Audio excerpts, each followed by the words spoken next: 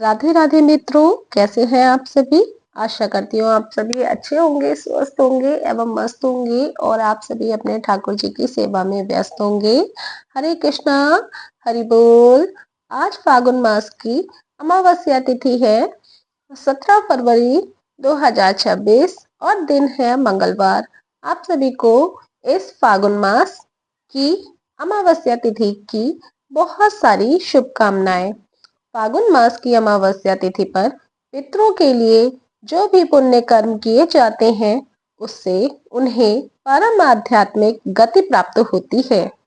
इसलिए इस दिन पितृ तर्पण, दान, स्नान इत्यादि के लिए यह दिन श्रेष्ठ बताया गया है और इस दिन पूजा पाठ करने से पुण्यकारी फलों की प्राप्ति होती है।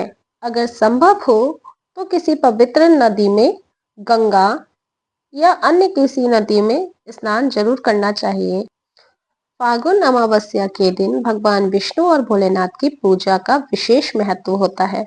अमावस्या के दिन पितरों का श्राद्ध, तर्पण और पिंड दान करने से पितृदोष से मुक्ति मिलती है। साथ ही पूर्वजों का भी आशीर्वाद प्राप्त होता है। इसके अलावा इस दिन फागुन अमावस्या की व्रत कथा का पाठ करना भी अत्यंत शुभ और लाभकारी माना जाता है। तो चलिए अब फागुन अमावस्या की व्रत कथा प्रारंभ करते हैं। पौराणिक कथा के अनुसार एक गांव में एक ब्राह्मण अपनी पत्नी और बेटी के साथ रहता था। तीनों सामान्य जिंदगी जी रहे थे। समय बीतता जा रहा था। ब्राह्मण की पुत्री धीरे धीरे बड़ी होने लगी थी। वे दिखने में अत्यंत सुंदर, सुशील और सर्वगुण संपन्न थी, लेकिन गरीबी की वजह से उसका विवाह कहीं नहीं हो पा रहा था। इस वजह से ब्राह्मण और उसकी पत्नी परेशान रहते थे। फिर एक दिन उनके घर पर एक साधु महाराज आए। ब्राह्मण की पुत्री ने उस साधु की खूब सेवा की। साधु ने सेवा से प्रसन्न होकर उसे दीर्घायु का आशीर्वाद दिया। इसके साथ ही साधु ने यह भी बताया कि उसके साथ विधवा का योग है। यह बात सुनकर ब्राह्मण परेशान हो गए और इसका कोई उपाय पूछा। तब साधु ने कुछ देर सोचने के बाद कहा कि एक गांव में सोना नाम की धोबिन जाति की एक स्त्री है जो अपने बेटे और बहू के साथ रहती है।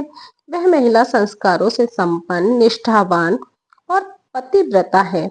अगर आपकी कन्या उस महिला की सेवा करे और उसके विवाह में वह महिला अपनी मांग का सिंदूर लगा दे तो इस कन्या की कुंडली का विधवा योग दूर हो सकता है।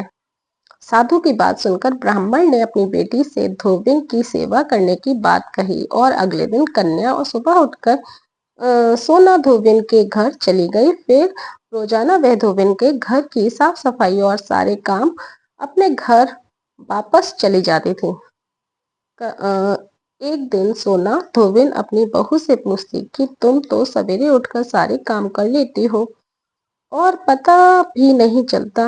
तब बहू ने कहा, माँ जी, मैंने तो सोचा कि आप ही सुबह उठकर सारे काम खुद ही खत्म कर लेती हैं। मैं तो देर से उठती हूँ। इसके बाद दोनों सास बहू निगरानी करने लगी कि कौन सवेरे ही उनके घर का सारा काम करके चला जाता है। कई दिनों बाद धोबिन ने देखा कि एक कन्या सुबह में उनके घर आती है और सारे काम करके चली जाती है। जब वह कन्या जाने लगी तो सोना धोबिन उसके पैरों पर गिर पड़ी और पूछने लगी कि वह कौन है जो ऐसे छुपकर उसके घर में काम करती है। तब कन्या ने साधु की कही गई सारी बात बताई। धोबिन पतिव्रता थी और उसमें तेज था, इसलिए वह इस बात के लिए तैयार हो गई। धोबिन के पति की तबीयत थोड़ी खराब थी, इसलिए उसने अपनी बहू से अपने लौट आने तक घर पर ही रहने के लिए कहा।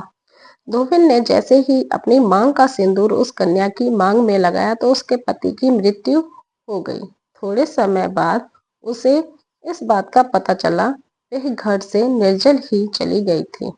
सोना धोबिन यह सोचकर कि रास्ते में कहीं पीपल का पेड़ मिलेगा तो उससे भवरी देकर उसकी परिक्रमा करने के बाद ही जल पिएगी उस दिन फागुन मास की अमावस्या थी। उस ब्राह्मण के घर मिले पुए पकवान की जगह उसने ईंट के टुकड़ों से 108 बार भवरी देकर पीपल के पेड़ की 108 बार परिक्रमा की और फिर जल ग्रहण किया। ऐसा करते ही उसका पति वापस जीवित हो गया। अतः जो व्यक्ति अमावस्या के दिन 108 वस्तुओं की भवरी देकर सोना धोबिन और गौरी गणेश का पूजन करता है उसे अखंड सौभाग्य की प्राप्ति होती है।